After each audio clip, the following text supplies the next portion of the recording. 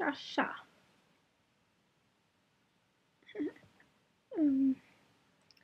Ja. Fanny sover. Nästan. Ja, hon sover typ. Ja.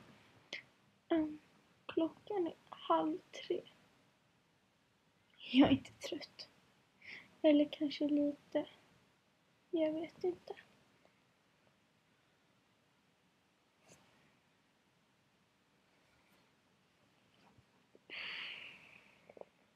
Det är ingen rolig som är vaken.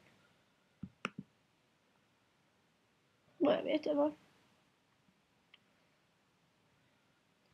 Det känns som att jag sitter och snackar med mig själv.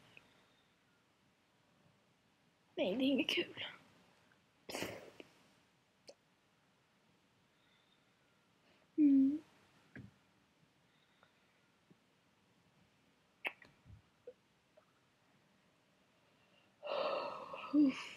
Okej, lite. Men ja.